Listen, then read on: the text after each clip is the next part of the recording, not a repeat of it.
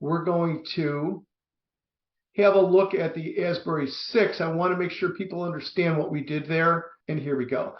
So if you want to follow this at home, or if you want to find this after we're through today, you go to the Research Center, and then you just scroll down. All of these individual reports are listed in time order, in chronological order here. So you go down a few here. I think it's the fourth one, fifth one down here. Special report, updated Asbury 6 model. So the reason we did this, for one, we have a lot more horsepower, obviously, with Jack being here and us being able to test ideas at the drop of a hat. I've had so many people ask me over the years, how do we trade the Asbury 6? Is the Asbury 6 a model? Do you have any performance on the Asbury 6? And these 6 started out because 10 years ago, the models were the markets were easier to trade. They were easier to understand. Now, the S&P is up 50 today. We've seen it this past week. It's up 40 in the morning and down 40 at night. It forces people, even guys like me that have been doing this all their lives, to make mistakes. You get scared out of a good idea, or you get sucked into buying a market that is still technically weak, and instantly it takes you out and you lose money. So I built something with the best tactical tools that I've learned throughout my career, put them all together so I don't get faked out. I kept it internally for years, and then it dawned on me I should be showing this to my clients. I should be showing this to our subscribers. That's what the Asbury 6 is. We made a few changes to it to make it a little bit sharper. We basically sharpened the pencil. So there are 6 metrics here. There's market breadth, there's volume, there's relative performance, asset flows that are moving in and out of the SPY, the SPDR, the S&P 500 ETF, volatility via the VIX, and price rate of change. And the primary purpose of the A6 is to provide an objective, data-driven methodology to determine how much capital investors should be deploying into the stock market. It's another question I get all the time from both our money manager clienteles. We have RIAs and commodity trading advisors, all different kinds of portfolio managers, and we have a lot of individual investors that go from very sophisticated people that used to be in the financial business when they were working to moms and dads and grandfathers that are just trying to understand the markets because there's too much show business on in the financial markets, especially on TV, to really get any knowledge from there. So the question I get is, how much should I be invested right now? We're testing support. How much should I be invested? A great question. A6 answers that question, especially after we've done our back test. That's precisely what the A6 does. So right now, the A6 is all red. What does that mean? It means that one day the market's going to make a bottom, but betting on that bottom right now is a bad bet, because all 6 of those individual components that are telling me what the internal strength of the market is are telling me that it's weak. Here's some of the back testing stuff. This was really interesting to me. I'm really happy how this turned out.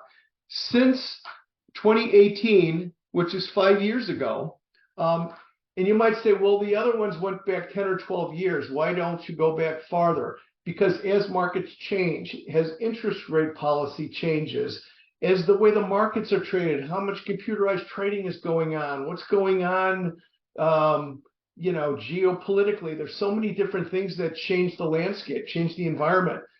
Ray Dalio, believes every 5 to 7 years, your model should be shifting to change with. So, I've been doing this 40 years. I learn something every day. What I've learned is you need to keep your models more current, because what happened 12 years ago when we were in a zero interest rate environment and coming out of the financial crisis is a different environment than we're in now. So that's why, if you're wondering, why'd you only go back to 2018? That's why. So here's the Asbury 6, and the way we back tested this was we back tested it with a hypothetical $100,000 account, and each one of the 6 is 1/6 of that. So basically 13 point something percent 6 times, or I'm sorry, 16.3 or whatever it might be, in 6 equal segments. So right now we're zero invested because all six are negative. When one comes on, 1/6 of that $100,000 portfolio gets put into the market, and we use SPY for that, the S&P 500 ETF. 2 is 2/6, 3 is 3/6, 4 is 4/6, and I know that most people aren't going to want to be that active and keep on changing their allocation as the Asbury 6 is kind of ebbing and flowing from 6 green to 6 red. But we thought it was the most honest and clear way to backtest this as a viable way to determine what the internal strength of the market is. So here's A6 and here's SPX. Here's the big takeaway. This was the COVID collapse. Look what happened in the S&P. It just got destroyed here. A6 had us out. Maybe a third to 40% of the way down, and we avoided all this. So once the market started moving higher again, we had a lead off, so to speak. The A6 had a bit of a lead off.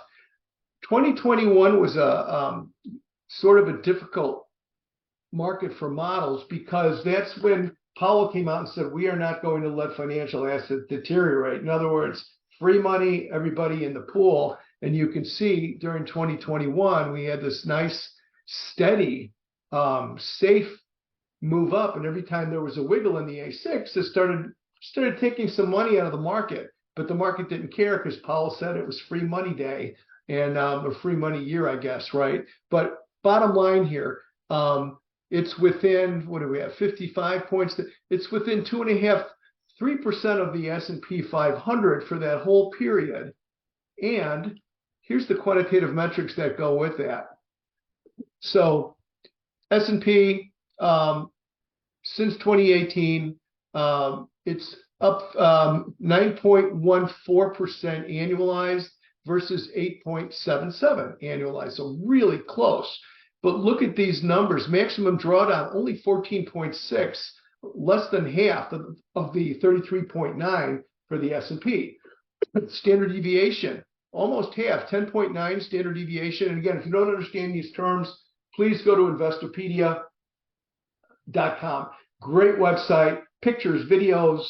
I'm actually going to be doing, Asbury will be doing a guest, a guest week there on Monday. So they're, in sometime the first or second week of January. So they're friends of ours. This is great. I use this for my glossary for all of our customers. So standard deviation is another way of determining risk in the market. Almost half. Beta, most people understand what beta is, almost exactly half.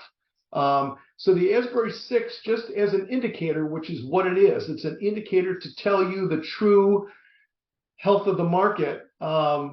It's giving you the market over the past 5 years with half the risk. So again, a lot of this credit goes to Jack, my son, who was able to take the knowledge that I've acquired over 40 years and quantify it. I mean, really tear it up and see what's real. These are real numbers on a very, very good metric to tell you day to day, should I be adding or should I be subtracting risk from my portfolio?